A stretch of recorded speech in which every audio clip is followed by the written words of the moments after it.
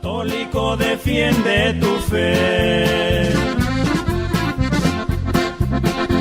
No dejes que te la arrebate.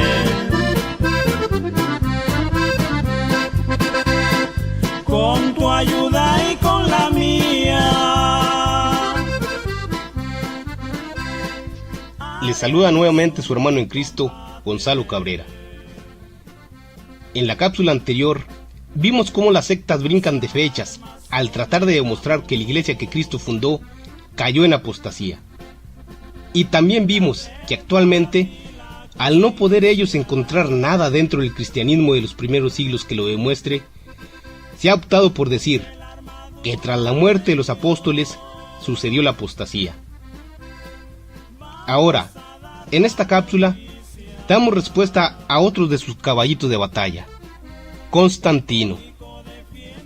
Si usted, estimado hermano, ha tenido la oportunidad o la desfortuna de platicar con algún protestante o sectario sobre la iglesia, bien posiblemente, una de las cosas que sacó a colación fue que Constantino fundó la iglesia católica.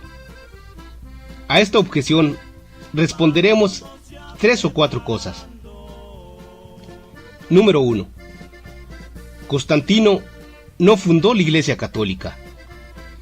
Pues surge la pregunta, ¿cómo es posible que él fundara una iglesia de la que no era miembro formal y la que ya había tenido 32 papas y a la cual San Ignacio de Antioquía, padre apostólico y discípulo directo de San Juan, en uno de sus escritos le llamó Iglesia Católica? Nombre que se utilizó desde entonces como señal de ortodoxia, haciendo así la diferencia entre la iglesia verdadera de las sectas que andaban por aquellos días.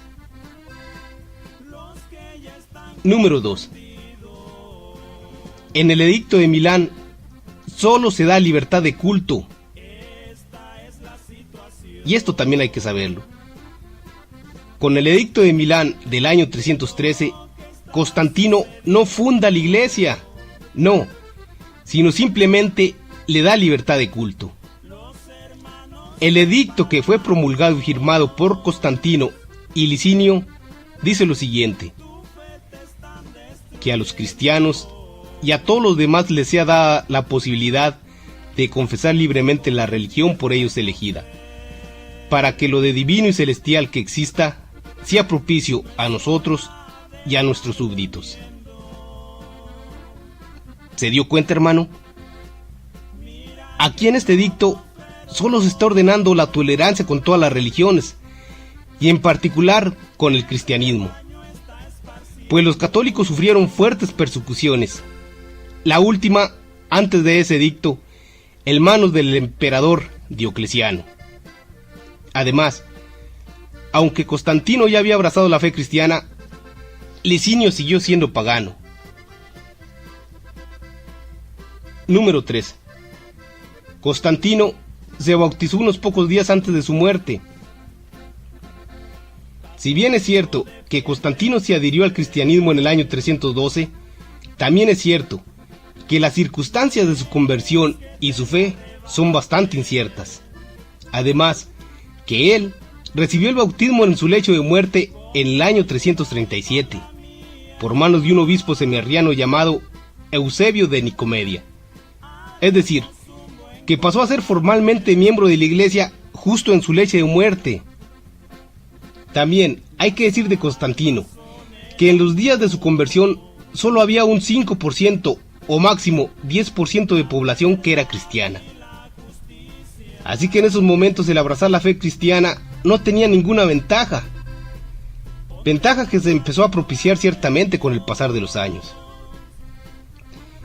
Los historiadores dicen que desde el año 312, al iniciar Constantino la lucha contra Magencio, empieza a interesarse cada vez más por el cristianismo.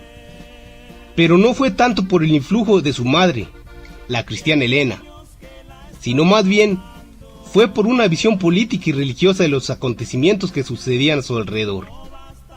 En este contexto se puede decir que Constantino supo aprovechar cabalmente lo que el momento le ofrecía. Número 4. la Iglesia se hizo oficial en el Imperio el año 380. Esta es otra cosa que hay que saber, pues pasaron muchos años antes de que el cristianismo se hiciera oficial, es decir, que se declarara como religión del imperio. Esto lo hizo el emperador Teodosio en el año 380, al declarar el cristianismo como religión del Estado en el Edicto de Tesalónica. Y ciertamente, según nos cuentan los historiadores, ya para el año 392, el término religión ya era sinónimo de cristianismo. Esto, mis estimados hermanos, es historia y hay que conocerla. Y ciertamente, no todo en la historia de la Iglesia ha sido color de rosa, pero quien ame a Cristo realmente debe buscar sinceramente la verdad y no andar repitiendo como lorillo lo que muchos astutamente y con malicia le achacan a la Iglesia.